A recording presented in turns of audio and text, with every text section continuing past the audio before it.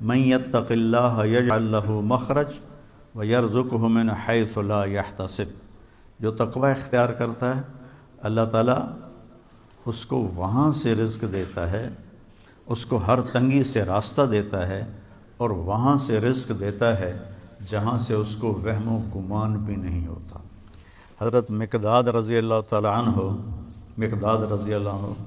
پیشاب کرنے گئے تو سامنے ایک سوراخ تھا، جہاں وہ بیٹھے پیشاب کر رہے تھے سوراخ تھا، تو ایک چوہا اندر سے نکلا اور 1 دینار آپ کے سامنے پھینک کے اندر چلا گیا، پھر گیا، پھر ایک دوسرا دینار لے کے آیا، پھر 3، پھر 4، پھر 5، پھر 6، پھر 7، پھر 8، 19 دینار اس نے اپنے سوراخ سے نکال کے حضرت مقداد کے سامنے پھینک کے اندر چلا گیا۔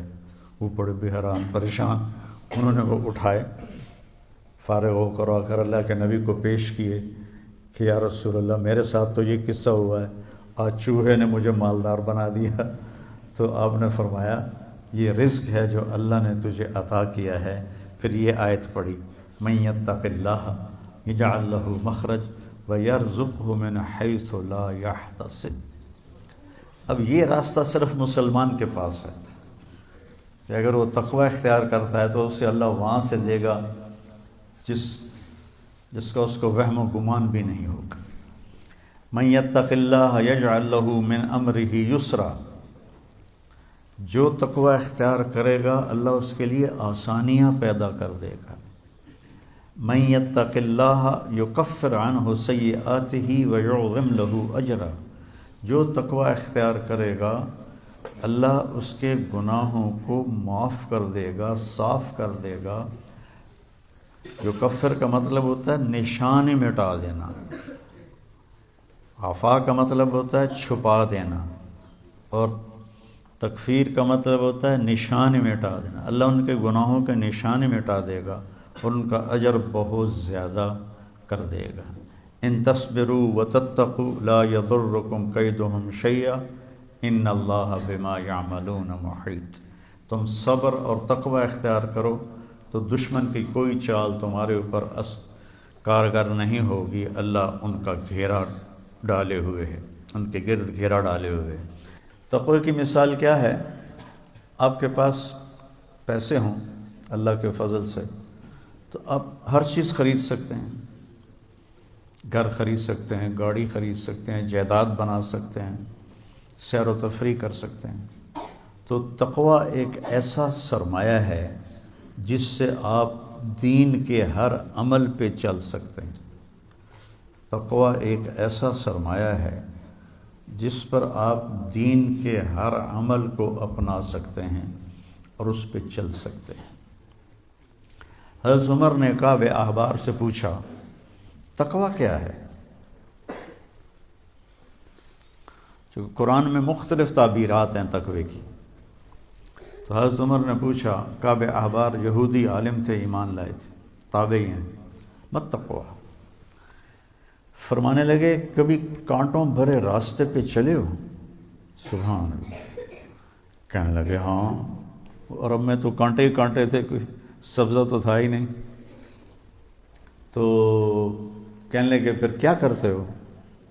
کہ میں اپنا کرتا سمیٹ لیتا ہوں، دامن سمیٹ لیتا ہوں اور کانٹوں سے بچ بچا کے میں آگے نکل جاتا ہوں۔ کہ بس یہ تقوی ہے کہ چاروں طرف گناہوں کے خاردار کانٹے ہیں، اس سے اپنے دامن کو بچا کر پار نکل جاؤ۔ اور دوسرا کہ لوگوں کے سخت رویے ہیں، کانٹوں کی طرح چبھتے ہیں، ایک جملہ آدمی کو ساری رات نہیں سونے دیتا، یہ اتنا زخم ہوتا ہے۔ جب حارث بن ابی سفیان اور عبداللہ وہ ایمان لانے کے لیے تشریف لائے فتح مکہ سے پہلے، تو آپ نے ان کو ملنے سے انکار کر دیا کہ مجھے ان کا ایمان قبول نہیں ہے، کہ یہ میرے بارے میں بہت سخت باتیں کرتے تھے۔ طائف والوں نے پتھر مارے جب وہ آئے تو ان کا استقبال کیا، ان کے ساتھ بیٹھ کے رات کا کھانا کھاتے تھے۔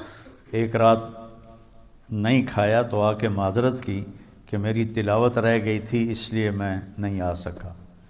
اور یہ ایک پھوپھی کا بیٹا ہے اور ایک تایا کا بیٹا ہے۔